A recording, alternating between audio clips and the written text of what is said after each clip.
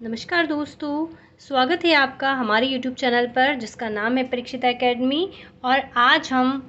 आज ही के दिन हुए MPPSC मेंस GS1 2021 के पेपर की चर्चा करेंगे। यहाँ पर हम ओनली क्वेश्चंस पेपर दिखा रहे हैं, फिर कभी डिटेल क्लास में हम इसका जो है वीडियो लेकर आएंगे। तो हम देख सकते हैं कि 3 मार्कर में जो पार्ट ए है जिसमें बेसिकली इंडिया और मध्य प्रदेश की हिस्ट्री होती है, हिस्ट्री एंड कल्चर होता है, उससे संबंधित क्वेश्चन पूछा गया है। जैसे कौमुदी महोत्सव, सूत्राध्यक्ष,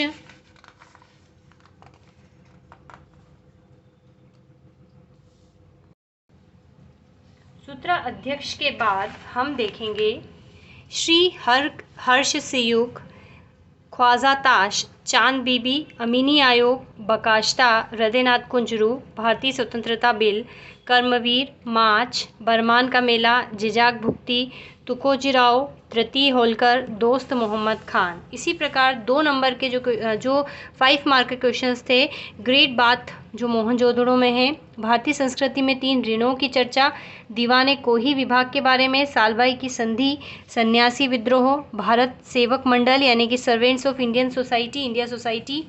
राजा बख्तावर सिंह के विषय में, चित्रकूट के विषय में, मंदसौर की संधि, महाराजा रघुराज सिंह के विषय में। इसी प्रकार जो 11 मार्क का क्वेश्चन है वहाँ पर और में क्वेश्चंस थे ऋग्वैदिक काल की राजनीतिक संगठन और अशोक का धम्म। दूसरा क्वेश्चन था गुरु नानक से गुरु गोविंद सिंह तक मुगल सिख संबंधों की चर्चा या फिर शिवाजी के शासन प्रबंधन की चर्चा। 1857 की यहाँ पर ये बताना था कि ये प्रथम स्वतंत्रता संग्राम कहाँ तक था, इसके बारे में यहाँ पर लिखना था, या फिर भारतीय पुनर्जागरण और उसके कारण। इसी प्रकार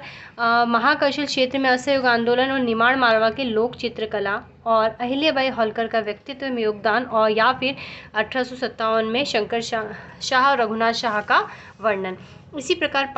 पार्ट बी में माउंट किलिमंजारो पर्वत किस महाद्वीप में स्थित है, भूकंप का एपिसेंटर क्या है, टॉर्नेडो क्या है, मुख्यतः किस देश में पाए जाते हैं, मालवा के पठार का विस्तृत क्षेत्र समतल क्यों है, बराक नदी भारत के किन राज्यों की प्रमुख नदी है, एल नीनो क्या है, नर्मदा नदी को मध्य प्रदेश की जीवन रेखा क्यों कहते हैं, और वनों के दृष्टि से मध्य प्रदेश का कौन सा भौतिक क्षेत्र सर्वाधिक विस्तृत एवं महत्वपूर्ण है। मध्य प्रदेश का बालाघाट जिला देश में किस खनिज भंडार के लिए प्रसिद्ध है, जली चक्र क्या है, जल संसाधन प्रबंधन पूछा गया है। प्रायद्वीपीय भारत में 1950 के बाद आए 2 बड़े भूकंप के नाम, राज्य, स्थान और वर्ष लिखना था। सुदूर संवेदन के बारे में पूछा है, और GIS के बारे में पूछा गया है, और GPS के बारे में यहाँ पर जो है पूछा गया है। इसी प्रकार